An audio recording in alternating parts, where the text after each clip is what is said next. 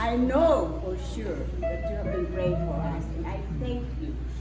I thank you talaga. Salamat. Salamat ang marami sa prayers niyo. But last Tuesday, we had a great time with our after prayer meeting. When you left already the Zoom and everybody was already went home.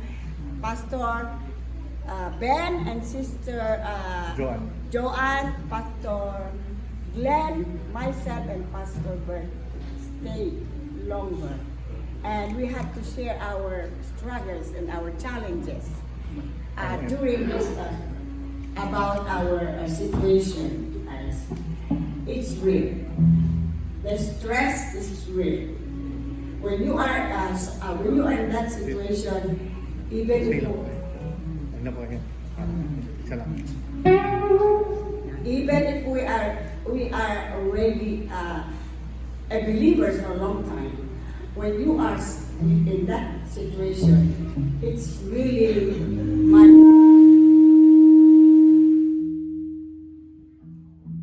napakahirap pala sa ganung sitwasyon. This is the second, I would say, second biggest problem that we encountered in my personal life and my husband and my family.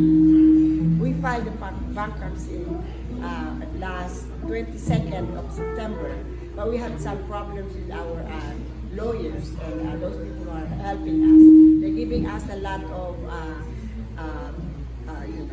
requirements or something. I don't know what's happening, but for sure I know that God is the answering God.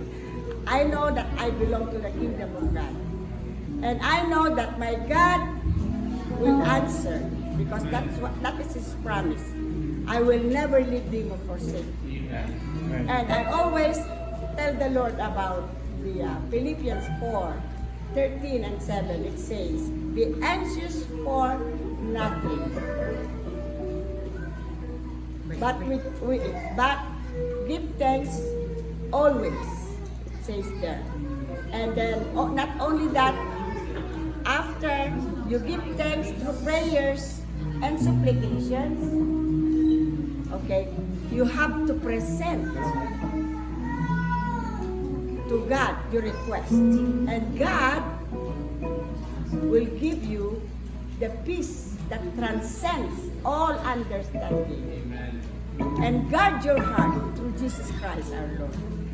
Guys, yun po yung verse na yun ang nagpapatuloy na nagbibigay sa akin ng strength. Without that strength, I can do nothing. And I know I can do nothing without God. And that night, Pastor Glenn, Pastor Ben, Sister Joanne, Pastor Bert prayed for us. They prayed for us. And before we know it, we went home.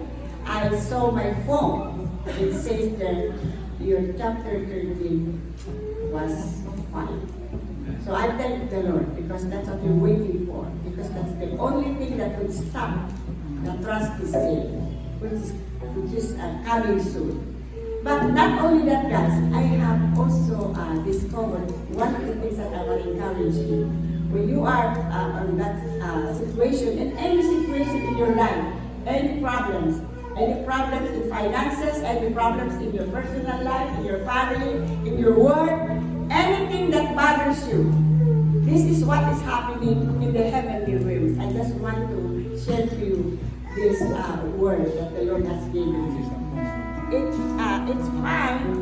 found in Revelation 5:8.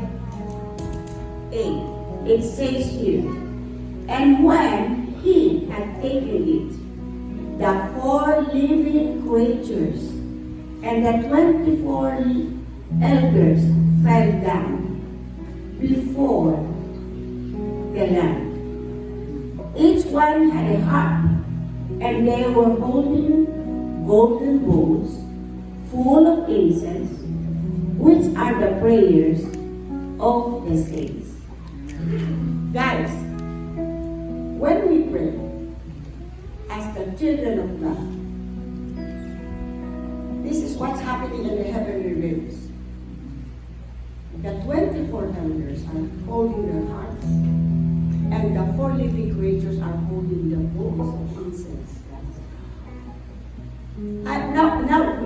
discovered that everything that we pray for, if you belong to the kingdom of God, if you know the Lord Jesus Christ, as the Lord said, you become a child of God.